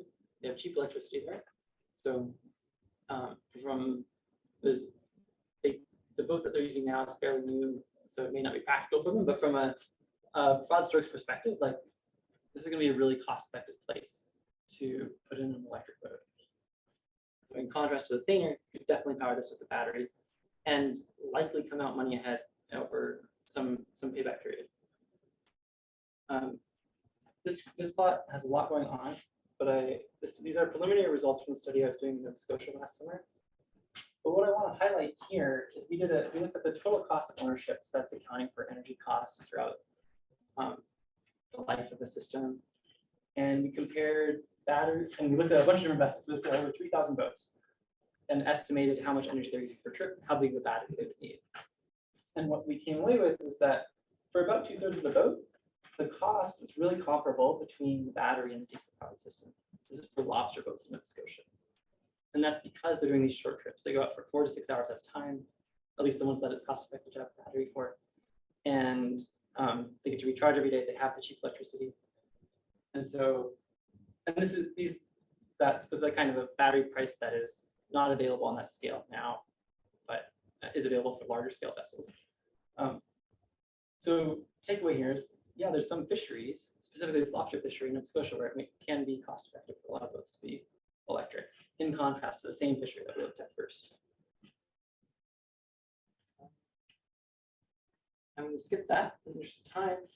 The last point here is I wanted to highlight, we're working on a pilot project in Sitka right now with a fisher there, who he's a troller. So that means he's hauling hooks slowly behind his boat. And he does a lot of day trips, almost all day trips. But he still needs to be able to go on longer trips occasionally. So we're retrofitting his boat with a hybrid system. So he can, when he's out fishing, dragging the hooks really slowly, he can shut down his big engine, he have silent operation, and avoid the most inefficient operating hours. And so we did some simulations in a partnership with the National Renewable Energy Lab. And if you're doing these one-day trips, you might be able to save about 80% of the fuel consumption with the type of project we're working on. Whereas if you're going out for a 12-day trip, you don't get to charge at shore as often, getting much less impact on fuel consumption. So, in summary, batteries can make sense for boats that are charging frequently. Hybrid systems can be effective for vessels that like a trawler that's operating and idling their engine for a lot of time. And then hydrogen, ammonia, and methanol are likely candidates for decarbonizing boats in the future, especially boats that are making voyages that are too long to have enough battery capacity. And I'll stop there. So I probably have time for one question. Have you looked at the Inter-Island Ferry Authority's conversion to electric ferry? I haven't looked. I think it's 40 miles. They go from Prince of Wales in the morning to Kvichak, and then they park there, and then they go back to Prince of Wales every day, back and forth. Yeah, it's a pretty good fit. Like 40 miles is the upper range of what electric ferries have been built for other places. And I am starting to work with Southeast Conference to look at some electric ferry questions. So Dobie is a ferry that's very similar to that too. Yeah, that is one of the priorities that Alaskan Highway System has identified as a candidate. You can recharge overnight. A lot of these boats anchor up overnight. We have pretty hard tides. Haven't really looked at that in detail, but maybe Merrick and I should team up. And actually, if you can get an electric, if you can get an interruptible rate from your power company, then they can give you a cheaper rate at night when no one else is using electricity. Yeah, these like time of use rates could help things out too. All right, I'm wrapping it up, you guys. I promise it's gonna be exciting and interesting. All right, and it's not gonna be a lot of numbers because I'm not an engineer, right? I'm not good with numbers, so if you ask me any numbers, I will probably make a wag, but I don't know how I'll get there. I'm just gonna ask for a couple of shows of hands. First of all, how many people heat with a wood stove in their house? Supplemental. Yes, doesn't matter one way or the other, just a couple of folks. I always like to see how many people are utilizing biomass in their day-to-day life. So my name is Karen Petersen. I am the Biomass Outreach Coordinator for Southeast Conference. Southeast Conference is the ARDR in Southeast Alaska. And what is an ARDR? It stands for an Alaska Regional Development Organization. I used to work for the University of Alaska Fairbanks Cooperative Extension Service. And I am entirely self-taught when it comes to all things biomass, which is almost frightening. But anyway, I just thought, you know what, we haven't done a lot of outreach in Western Alaska on biomass systems. So I thought I'd just go and show you what a couple of really good successful projects look like here in the state of Alaska. I'll talk really, really fast and leave lots of time for questions. So anyway, I'm going to just compare a couple of biomass systems. I thought I'd pick a bigger biomass system in the interior of Alaska in Toal and a smaller biomass system in Thorn Bay. Both of them are at schools. So they're a little bit different and they're a little bit the same.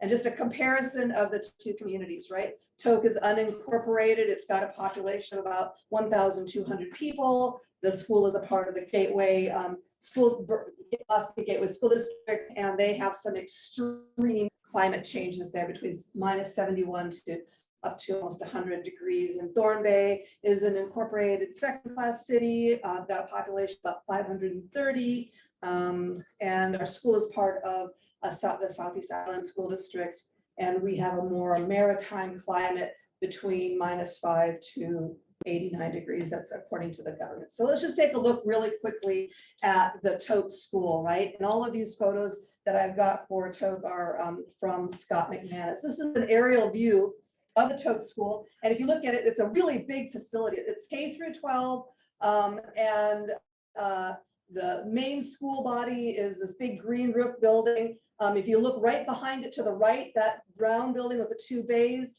is the biomass building. That's where their biomass boiler is. To the left of that, over the back end of the left-hand school side of the picture, you can see the greenhouse.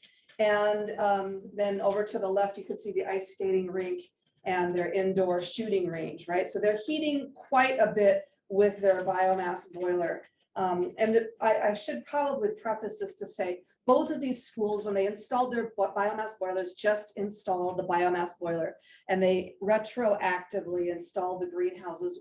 A question that we get every time we do a biomass installation now is, can we heat a greenhouse? Because communities are looking more and more toward food security and sustainability. So quite a few of the current biomass installations that we're seeing across the state now are just automatically assuming there's going to be a greenhouse incorporated, and they do it in a variety of ways, right? So I just thought I would talk to you guys about how we're seeing all of these wood heat systems go in, and they are that they're intended to heat, but we're also in your left, my right, the greenhouse, and then on the right you can see this Toke boiler. It's a really big boiler. Let's see. There we go. And there's a picture of it right after it was installed. And there's always an engineer in this crowd that asks me questions about the project. So this is just definitely for the engineers. This is a Messerschmitt boiler. It's big. At the time that they installed it in 2010, so that's 13 years ago, right? This was the smallest wood chip boiler that we could find on the market that would work efficiently. There were some other ones that were out there that were kind of in a trial experimental phase. Now we have gotten chip boilers that have been designed, installed, and we have found that they work really well in smaller scaled applications. This one consumes about 2,000 tons of wood chips a year. And they both buy their wood chips on the open market, and they have their own shipping operation, and they make their own, and they are offsetting 50 to 70,000 gallons of heating fuel a year. You can all do the math there if you want to on how much they are saving, right? Once you find out how much. Oh, and by the way, the school, because there was nobody doing wood chips in the Toke area when they installed this boiler, they bought a wood chipper that they now lease to other people that want wood chips. And I did get a question from somebody earlier about sustainability. They are chipping mostly fire breaks and easements for the fiber source for this boiler. And they estimated that they've got at least a 50-year supply of wood in those fire breaks and easement clearings that need to happen before they ever have to even look at commercial lumber, some commercial firewood sales. Although some of the wood chips that they're now using at this Toke boiler does come from the byproduct of sawmilling too. So anyhow, just a couple pictures of the boiler building and of their chip storage. They keep it undercover because it freezes in the wintertime. And they are heating a greenhouse, right? They are doing a fabulous job at sub-zero temperatures with one of these hoop houses. It's plastic on the exterior of this greenhouse, right? And I asked Scott McManus, why don't you do a nice glass greenhouse and insulate so much better, or Lexan or something like that? He says, because the plastic's cheaper and we can replace it when it gets damaged a lot easier. And they've had this greenhouse in operation for nearly 10 years now. And it operates year round, right? So you can see a picture of it in the wintertime, and you can see a picture of it. This is in the summertime here. And they've recently added some connexes alongside of that as well, where no windows or glass at all. They are under lights. They are growing lettuce hydroponically. And that is pretty darn cool as well. And so what are they doing with all this stuff that they are, that they're growing? They're feeding the kids in the school lunch program. I cannot tell you how many communities I go to, and I always go to the grocery store, and it is difficult to get produce to Alaska in good shape, right? When I first moved to Thorn Bay, Alaska in the 1990s, they only sent iceberg lettuce, and they would peel away all the damaged exterior leaves. So our iceberg lettuce heads would be, the size of a baseball or a little bit bigger. It's just the inner core of that iceberg lettuce. Who wants to eat that? But anyway, they have, they are dividing the stuff that they are producing in these greenhouses amongst the 7 schools in the whole district. And they're growing quite a bit, and they are considering chickens and bees for the pollination, right? And one of the things I always see in presentations is no one talks about the human beings involved in how this project is happening, right? We have a real leadership void in some places in Alaska where there's no champion for a project. So I can show you good projects and I can show you bad projects. In the case of Toke, the 2 people that are making this project happen are Scott McManus. He's the guy here on your right with the dark shirt and the glasses. He literally believes that this is how that school district is saving money, and they are, and they've been able to reintroduce programs back into the school district that they had to cut due to funding cuts because they were paying all of this money for fossil fuels. And he is in the process of converting every single school district in the district that he's got. Northway is in the process of being converted right now to a chip heating system. And the other guy in the blue shirt there standing with the peas was at that time the commissioner of education. Okay, school districts have to get permission from the Department of Education to convert to this kind of a fuel. They can't just go and do whatever they want to willy-nilly. So he supports this as well. And so what is super cool about Toke?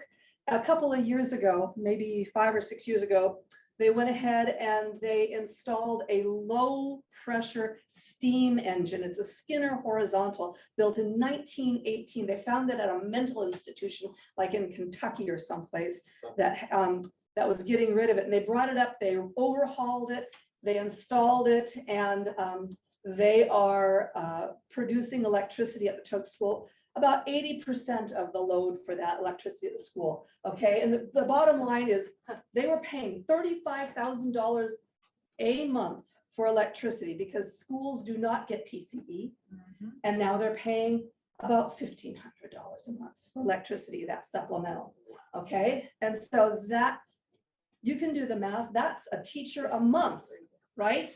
That they are saving on electricity, and they're just using, when the hot water comes off of the boiler, it goes through that electrical plant first, and then it goes out and heats the school when it comes back, right? So they're just taking that top bit of heat right off to run that power plant. So isn't that, it's just cool, right? And so I'll just put in a quick plug. I'm talking as fast as I can, Chandler, I know. I'll put that quick plug for the Wood Energy Conference that we're planning in Fairbanks this October. And we're going to feature a post-conference tour to go out and look at the Toke school. So the other school that we're going to talk about is the Thorn Bay School. And why is that? It's because I live in Thorn Bay, right? So this is an aerial photo of Thorn Bay. I get a lot of people saying, well, that's a big town, Toke, you know, I mean, that's a big boiler. How does this work in small rural communities in Alaska? What do you know about rural Alaska? Well, I live in rural Alaska and I get it. So a picture of Thorn Bay from the school. My house is literally just right off the edge of this photo to the far side there. But I have lived in Thorn Bay so long, I can tell you who lives in every single house in this picture, pretty much. Anyway, the Thorn Bay Biomass and Greenhouse, they have got 2 garns, 3,300s. That means that's the amount of gallons of water each of the boilers has. It's a picture of my brother there standing next to the boiler. They had smaller ones, but the school is so poorly insulated, they use a lot of heat, so they had to put in a little bit larger garns. They're offsetting about 15,000 gallons of fuel a year, and they're buying and using about 100 cords of wood a year. I did the math. The school is buying wood at $200 a cord. It's been the same price as long as I have known. We're paying almost $6 a gallon for heating fuel. So that's a difference of about $95,000 to $20,000. Of course, they're paying someone to chunk wood in the boiler, so they do have more than just the fuel costs there. And one of the things I like to point out is when a community heats a facility with wood, the money stays in the local economy, right? All that firewood is locally produced. And I talked with one of the city council members in a different community. He says, I don't care if it doesn't save money, as long as we don't spend more money. Because as long as that money is going into the pockets of people in our town and it isn't going onto that fuel barge that leaves town every time, I'm really happy with that, right? So they've got a fabulous greenhouse in Thorn Bay. They're growing mostly lettuce and tomatoes in there. This one picture on the right, that's the Spanish class that is in the greenhouse, and they go out and they spend some time out in the greenhouse working, but they're speaking in Spanish the entire time that they are there. So they're integrating this into all aspects of the curriculum at the school. The science class learns about the carbon cycle, the nitrogen cycle, and you can go into the science class right now and ask any of those kids to explain this to you, and they can. I can't even explain this to me. And it is really interesting how the kids have been living with this greenhouse and this boiler for a while. And what do they do with the lettuce? Well, on top of integrating the entire biomass and greenhouse program into every grade at the school, and these are kindergartners right here. They're planting flowers for Mother's Day baskets. They're feeding the kids in the school. They do have chickens that eat the scraps, and the eggs are part of the school lunch program as well. And I'm just going to take a step back and say this. During COVID, the school stopped serving lunch in our community. And we found out how many people relied on the school lunch program. We've had kids in town now that weren't going to school anymore, that were knocking on doors and asking other ladies if if they could have a sandwich because they were hungry. And as a result, our community now has a food bank. We didn't realize how much the food program at the school, which was feeding not only children, but adults as well, was critical to the survival. We have 530 people in Thorn Bay. Our food bank operates weekly, and we have over 100 people that rely on the food that comes through that food bank. The school's back to offering lunches at the school as well. But I'm just going to say that food security is a precious thing in our communities, and all of us have to take a look at how we can do that. And what do they do with the extra lettuce at the school? They sell it to the community, right? And that's how they make money. Almost every school in Southeast Island School District has a greenhouse, and sometimes some of the schools have a regular farmers market. Other people can bring their stuff there as well. And who makes it happen here? Again, we've got the superintendent, the guy in the blue shirt, that's Lauren Birch. And he honestly believes that food production and teaching kids how to grow food is critical. And then the other guy there is Jonathan Fitzpatrick. He is the maintenance guy for the school district, and he keeps these things running, right? In all of the schools. He drives around a little pickup truck and keeps all of the greenhouses running and keeps all of the wood boilers running. And those two guys have huge hearts. I can tell you stories. As a result of the work that we've been doing, both with biomass heat systems and greenhouses in the state of Alaska, we developed the Biomass Heated Greenhouse, a Biomass Heated Greenhouse Handbook.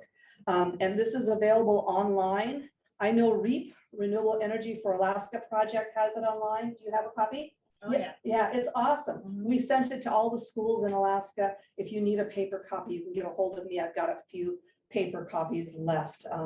But we have found that a lot of communities are interested in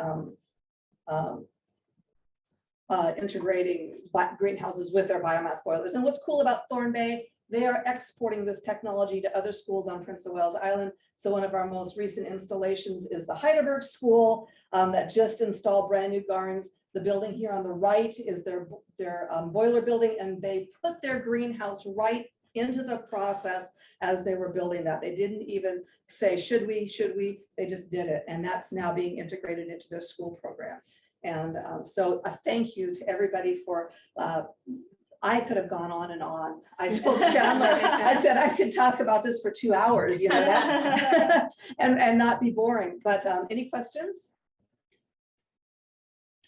I want to say I'm going to be changing this presentation soon, because the next question that we have been getting, I've heard it mentioned a few times at this conference, is sustainable housing.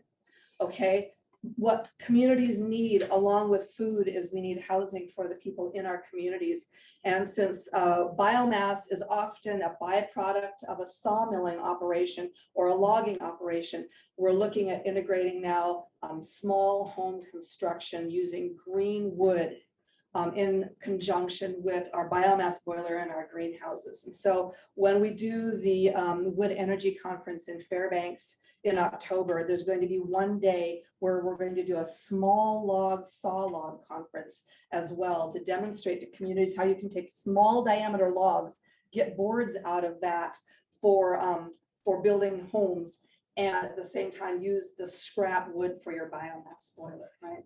And we can get, and your greenhouse, right? So make it all part of the same thing. Anyway, that's just, yeah. So thank you. Yeah. Thorn Bay, are you using whole logs to burn, or are you chipping that as well? No, these are it's a cordwood boiler, and I'm sorry, I should have clarified that. So it's not, it's like split lumber, yeah. Yeah, so, but most of it is still residue from sawmilling operations. So if you look really closely, when they make a cants, they cut the sides off of a log so that it's no longer round, it's square, and all those slabs just go right to the boiler. I'll tell you an amazing statistic that I didn't know until I got the job that I had. 50% of every log that goes through a sawmill becomes waste. 50%. So it's unbelievable to me. It's sawdust, it is scrap, it is bark, it is limbs, it is waste. And you know what they do with it? They burn it in big outdoor burn pits. It just makes me nuts, right? Sorry. Hey, I'm just gonna go really quick through it while you guys get up and get ready to go to the next thing. I just put some pictures of my greenhouse in here, my garden. So Do you heat your greenhouse? I have a pellet boiler that heats my house and I heat my greenhouse. Yeah, yes, I do. Yep, And that's all in slab heat? or- in slab heat. Yes, it is. Yep. So that's the view from my deck. So anyway, I love talking in Alaska to people, and I can talk about all kinds of stuff, but this is really my passion. It's like, you know how some people are religious about something, you know, I'm religious about biomass heat. All right, there you have it. Are there any systems in the Bristol Bay region? No, and that's why I'm here, because we have not done a good job reaching out to this part. Bethel is looking at some, and they are actually doing this green log construction, home construction process. Do you know Mark Leary with Matayamute? Oh my God, that man is my hero. I can tell you stories, but he has money. I think he's working with the Cold Climate Housing Center on developing house construction programs to start building homes for people in that region. He runs the ice road, doesn't he? Yes, that's exactly who it is. And you know, when they go up and they build the ice road, they have lumber, logs stocked up, and they are supplying firewood all up and down the Kvichak River, 300 miles. And he comes and speaks at our wood energy conference. The last conference, he talked about what they do. He says people are paying $1,200 a cord for wood to heat their homes, and that's still competitive with heating fuel, because who is talking about the airplane with the old guy in the bladder that's delivering it to, yeah, you know how much that fuel costs, right? And so what happens is down there along that river, people from the villages will leave their home in the morning on snow machines with sleds to a specific pickup point along the river. He's coming down the river with his firewood log truck, right? He's dropping off batches of firewood here and there. People on the snow machines haven't even got there yet. While he is continuing on down the river, and then they get there, they pick up their firewood, and they take that back home to their community. He doesn't charge them for that firewood until he knows they made it home safely. Yes, and I mean, that man, that's a labor of love. Yeah. It is. He is unbelievable. Anyway, now he's tackling this housing issue as well. There are heroes in the state that are unsung, and he's just building the ice road is Oh, huge. yeah. Yeah, That's a major feat in itself. it is. Yeah. So, all right. Thank you all. Thank you.